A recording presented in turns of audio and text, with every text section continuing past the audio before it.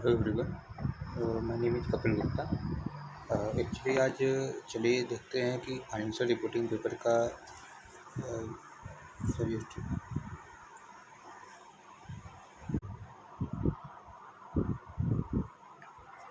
Hello everyone, my name is Kapil Gupta. तो चलिए आज देखते हैं सीए फाइनेंशियल रिपोर्टिंग का सर्टिफाइड कॉपी, जिसमें मैंने 67 मार्क्स स्कोर किया था इन मई 2022। तो जैसे सबसे पहले मैं आपको दिखाता हूँ आप लोगों को कि मेरा किस में कितना कितना नंबर आया था। जिसमें जैसे आप फर्स्ट कंपलसरी क्वेश्चन देखते हैं तो 20 में से मेरा 9 आया था। Out of 20 I secure 9 marks. And अगर सेकेंड क्वेश्चन में देखेंगे तो out of 20 I secured 11.5 marks. And third question में 17.5 आउट ऑफ 20। और फोर्थ में 14 आउट ऑफ 20। और फिफ्थ वाले क्वेश्चन में 15 आउट ऑफ 20। और छठवां वाला क्वेश्चन मैंने ऑप्शन में छोड़ दिया था। तो अगर आप देखेंगे तो सबसे कम जो मेरा स्कोरिंग था वो कंपलसरी में ही था, 9 आउट ऑफ 20। और सेकेंड वाले क्वेश्चन में भी 11.5 ही आया था। बाकी सब में आप देखेंगे तो 14 प्लस ही है सब में। तो चलिए देखते हैं सबसे पहले सर्टिफाइड कॉपी। और मैं आपको इसमें बताऊंगा कि मैंने कैसे स्कोर किया, और अगले वाले वीडियो में आपको बताऊंगा कि कैसे फाइनेंशियल रिपोर्टिंग के पेपर को मतलब रिवीजन वगैरह कैसे करना है। फ़िलहाल के लिए मैं आपको कॉपी दिखाता हूँ। जैसे ये तो आपका, तो मेरा जो 3A का देखिए, क्वेश्चन नंबर 3A का है। 3A में अगर आप देखेंगे तो मुझे मिला है 6.5 आउट ऑफ 7। तो 3A का जो क्वेश्चन था ये बेसिकली इन डेज 19 का क्वेश्चन था, एम्प्लॉय बेनिफिट का, जिसमें आपका रिकन्सिलेशन बनाने के लिए आया था। तो रिकन्सिलेशन में जैसे मेरा आप देखेंगे तो मेरा कोई भी गलती इसमें नहीं है। जिसमें फर्स्ट पार्ट में स्टेप 1 में मुझे मिला है 4.5, और सेकेंड स्टेप में मुझे मिला है 2। तो आई गॉट 6.5 आउट ऑफ 7। और इसमें कहीं भी कोई भी गलती नहीं है, लेकिन मुझे नहीं पता आधा मार्क्स मेरा कैसे कटा इसमें। तो चलिए फिलहाल तो भी सही है, 7 में से कम मुझे 6.5 मिल गया। और ये क्वेश्चन है फिर 3.B इंडिया 23 का है। तो अगर इसमें देखेंगे तो इसमें भी मुझे 7 में से 6 मार्क्स मिला है। जिसमें है मेरा कि इंडिया 23 का बोरोइंग कॉस्ट का क्वेश्चन है। तो इसमें आप देखेंगे कि ये थोड़ा थ्योरेटिकल क्वेश्चन था। तो मैंने स्टार्टिंग में आप देखेंगे कि मैंने पूरा कंडीशन लिखा है कि क्या क्या कंडीशन से अप्लाइज होता है कॉस्ट का। और फिर उसके बाद कंडीशन लिखने के बाद में मैंने ये सब जो भी उसके कंटेक्स्ट में था, क्या अप्लाइज होगा क्या नहीं होगा। और फिर अगले पेज पे मैंने पूरा बाइफरकेशन किया है कि क्या कैपिटलाइज होगा क्या पीएनएल में जाएगा। तो इसमें पूरे मेरा कोई भी कहीं पर गलती नहीं है, और मैंने पूरा 7 में से 6 मार्क्स इसमें भी मुझे मिल गया है। और अगला क्वेश्चन तीसरा का सही क्वेश्चन है, जिसमें 6 नंबर का क्वेश्चन था और मुझे मिला है 5 नंबर। और तीसरा का सी आप इसमें देखेंगे ये एक्चुअली ये इंडेक्स 21 का क्वेश्चन था। तो इंडेक्स 21 वगैरह का थोड़ा क्वेश्चन है। तो इसके बारे में देखिए मैंने यहाँ पर कुछ लिखा नहीं है इंडियस वगैरह के बारे में, डायरेक्ट क्वेश्चन ही करना स्टार्ट कर दिया। इसके पहले वाले मैंने कुछ रेफरेंस भी दे दिया था इंडियस का। तो हालांकि पूरा क्वेश्चन सही है, लेकिन फिर भी आप देखेंगे कि मुझे आउट ऑफ 6 मुझे 5 नंबर ही मिला है। तो आप देखेंगे कि जो थर्ड वाला क्वेश्चन था ये मैंने पहला ही क्वेश्चन अटेम्प्ट किया था। मतलब थर्ड वाला क्वेश्चन जो था मैंने पहले ही अटेम्प्ट किया था। तो 20 में से 17.5 मार्क्स मिला है, मतलब ठीक ठाक मार्क्स हैं इसमें। और यकीन मानिए कि इसमें ही मेरे हाईएस्ट नंबर थे। आप सभी में देखेंगे अगर तो सबसे ज़्यादा हाईएस्ट इसी में थे। तो आपको जो पहला क्वेश्चन है आप बहुत अच्छे से अटेम्प्ट करिए, क्योंकि एक्यूरेसी जितनी रहेगी उतनी समझ लीजिए आपको अच्छा मार्क्स मिलेगा। और स्टार्टिंग का जो अगर मतलब रहता है ना, तो स्टार्टिंग में आप थोड़ा हम लोग की स्पीड भी मतलब बहुत स्लो रहती है। तो उसके वजह से आप कोशिश करिए कि जितना हो उतना एक्यूरेट हो आपका।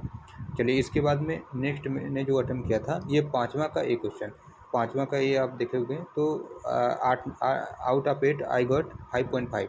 और ये था इंडेक्स 20 का गवर्नमेंट ग्रांट का था। गवर्नमेंट ग्रांट में एक्चुअली स्टेप 1 में मुझे 0 मार्क्स मिला है। मुझे नहीं पता है किसके रिगार्डिंग कटा है मेरा मार्क्स। बाकी आप देखेंगे जो भी मैंने 90 ये सब करेंट नॉन करेंट जो भी बैलेंस शीट वगैरह था और इसका पीएनएल में जो भी बाइफरकेशन था मैंने बराबर किया है, ये सब मेरा सही है। और सेकंड पेज पर भी जो भी मैंने वर्किंग वगैरह किया है ये सब भी सही है। इसमें बेसिकली 2 पार्ट था, तो मुझे इसमें मिल गया है 8 में से मुझे 5.5 मार्क्स मिला है। जबकि आप देखेंगे यहाँ पर केवल एक गलती की वजह से पूरा मेरा मार्क्स कट गया है।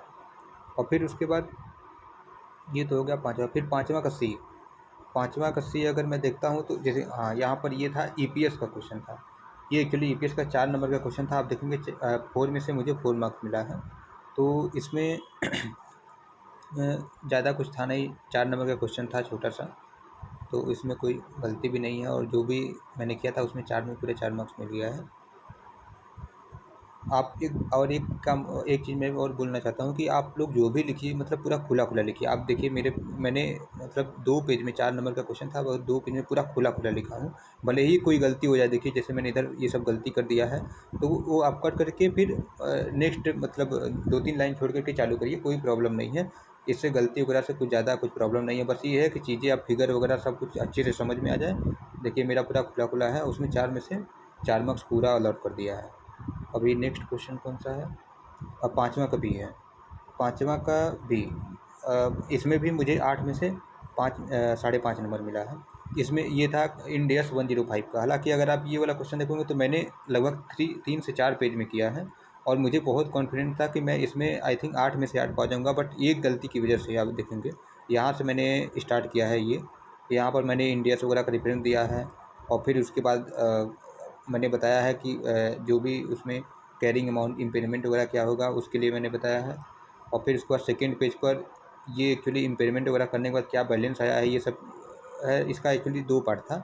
और फिर उसके बाद जो वर्किंग नोट यहाँ पर बना दिया है, वर्किंग नोट वगैरह फर्स्ट पार्ट का तो वर्किंग नोट मेरा सही है, जो 30 सितंबर 2021 को कैलकुलेट करना था। अभी आप जैसे नेक्स्ट पार्ट में जाएंगे 31 मार्च 2020 को, तो इसमें आप देखेंगे कि मैंने इम्पेयरमेंट ही गलत निकाल दिया है। इसमें एक्चुअली कहीं पर कोई मिस्टेक हुआ है वर्किंग नोट में ही। जैसे नेक्स्ट पेज पर वर्किंग नोट है मेरा ये वाला, तो ये यहाँ पर गलती हुआ था, इसका 2.5 मार्क्स पूरा काट गया, अदरवाइज़ मेरा पूरा सही था ये। तो ये पूरा यहाँ पर मेरा पाँचवा क्वेश्चन खत्म हुआ था। 5वां में आप देखेंगे मुझे 15 मिला है आउट ऑफ 20 मार्क्स। तो इसमें भी ठीक ठाक है, मतलब मैंने आप देखेंगे पहले अटेम्प्ट किया था थर्ड वाला तो उसमें 17.5 मिला गया 20 में। और फिर सेकेंड क्वेश्चन मैंने 5वां अटेम्प्ट किया था तो उसमें 15 मिला आउट ऑफ 20। तो आप देखेंगे कि मतलब दोनों ही क्वेश्चन में एक्यूरेसी ठीक ठाक है। और उसके बाद है नेक्स्ट 4 का ए एक्चुअली क्या है, ये फाइनेंशियल इंस्ट्रूमेंट का। आपको अगर पता होगा कि जो 4th वाला क्वेश्चन था इसमें 4 का ए था फाइनेंशियल इंस्ट्रूमेंट का क्वेश्चन। और 4 का जो बी था वो एक्चुअली था इंटीग्रेटेड और नॉन इंटीग्रेटेड। यही मैंने पूरे चैप्टर मतलब पूरे एफआर में यही छोड़ के गया था और यहीं से क्वेश्चन ये वाला आ गया था एक्चुअली। और मुझे थियरी था, कुछ भी आ नहीं रहा था, तो मैंने एक्चुअली कुछ मतलब इधर उधर की बातें लिख दिया था, उससे मार्क्स नहीं मिला है। और 4 का ये आप देखेंगे तो ये फाइनेंशियल रिपोर्टिंग का था, जिसमें मुझे 14 में से आउट ऑफ 14 पूरे मार्क्स मिले हैं। तो मैं आपको बताता हूँ। और इसमें मैंने पहले ब्लंडर किया था। देखिए मैंने फाइनेंशियल रिपोर्टिंग का ये सब इंड AS का रेफरेंस दिया था और एक्चुअली मैंने देखिए ये कम से कम 8 से 10 मिनट लगा करके ये सब कैलकुलेशन वगैरह करके इक्विटी लायबिलिटी अलग अलग करके फिर मैंने पूरा गलत हो गया था एक्चुअली। तो मैंने इसको कट करके फिर फ्रेश पेज से स्टार्ट किया था। अब आप देखेंगे कि मैंने फ्रेश पेज से स्टार्ट किया था और उसमें 3 पार्ट थे बेसिकली। ये ऊपर तो डेट और इक्विटी को आपको बाइफरकेट करना था और फिर सेकेंड वाले पार्ट में था कि अगले 8 साल तक का प्रिंसिपल और इंटरेस्ट को बाइफरकेट करना था। बेसिकली वो टेबल बनाना था 8 साल का। और यहाँ पर आप देखेंगे बिल्कुल बिंदास मैंने पूरा वो सब किया है। और यहाँ पर नीचे कोई अप्रॉक्सीमेशन डिफरेंस था तो मैंने 4 डिजिट तक वैसे राउंड अप करके जो पेबैक आ रहा था उसके हिसाब से निकाला है। और जो भी डिफरेंस था वो मैंने लिख दिया कि अप्रॉक्सीमेशन एरर हो सकता है सजेस्टेड से, बल्कि ना हो तो भी आप अगर लिख देते हैं तो आपको पूरे मार्क्स मिल जाएगा। और इसमें देखिए ये पार्ट पूरा ऐसा ही है मेरा। फिर अगले पेज पे जाएंगे आप तो ये पूरी जनरल एंट्री थी, ये थर्ड पार्ट था। थर्ड पार्ट में जनरल एंट्री था, तो जनरल एंट्री 3 साल तक का एक्चुअली करना था। तो इसमें पूरा मैंने जनरल एंट्री किया, पहले इंटरेस्ट बुक किया है, फिर उसके बाद जो भी बैंक से पेमेंट कर दिया है और फिर जो इंटरेस्ट का अमाउंट है उसको PNL में ट्रांसफ़र कर दिया है। तो सेम यही 2-3 साल का सिंपल एंट्री था, वही पास करना था। तो मैंने पूरे पास कर दिया है। और लास्ट में ये वाला था कि उसको कन्वर्ट करना था, जो भी है बॉन्ड को इक्विटी में कन्वर्ट करता है लास्ट में, वो भी मैंने कन्वर्ट कर दिया। तो आप देखेंगे कि मुझे 14 में से पूरा 14 मार्क्स मिला है, जो कि फाइनेंशियल रिपोर्टिंग लेंदी क्वेश्चन रहता है, बहुत लोग इसको अटेम्प्ट नहीं कर पाते हैं। मतलब अच्छे से नहीं हो पाता है तो कट जाता है नंबर। लेकिन आप देखेंगे अगर आपका एक्यूरेसी ठीक है, आप देखिए इसमें भी मैंने कट पिट किया है, लेकिन फिर भी आपका इतना अगर थोड़ा बहुत होता है तो भी कोई प्रॉब्लम नहीं है। ये आप एक दो लाइन छोड़ करके फिर से चालू कर सकते हैं, आपको पूरा में पूरा नंबर मिल जाएगा। आपका एक्यूरेसी डिपेंड करता है, बाकी कट पिट थोड़ा बहुत होता रहता है, कोई प्रॉब्लम नहीं है। अब नेक्स्ट क्वेश्चन मैंने किया था दूसरा सेकंड का सी क्वेश्चन। इसमें देखिए आप सेकंड वाले में मेरा नंबर जो सबसे ज़्यादा कटा हुआ है। अब इसमें देखिए बहुत ज़्यादा नंबर मेरा कट गया है, क्योंकि इसमें जो सेकंड वाले का बी है उसमें मुझे 1.5 नंबर ही मिला है 6 में से। और एक्चुअली क्या था, फाइनेंशियल रिपोर्टिंग का सेकंड का बी और सेकंड का सी 8 से 14 नंबर का फाइनेंशियल इसका आया था, 115 का रेवेन्यू रिकॉग्निशन का आया था। तो मैंने क्या किया था कि एक्चुअली ये थोड़ा थ्योरेटिकल आ जाता है और अच्छे से लिखा नहीं पाया था, तो उसकी वजह से नंबर मेरा बहुत कट गया इसमें। और उसकी वजह से मेरा सेकेंड वाले क्वेश्चन में से केवल 11.5 मिला आउट ऑफ 20।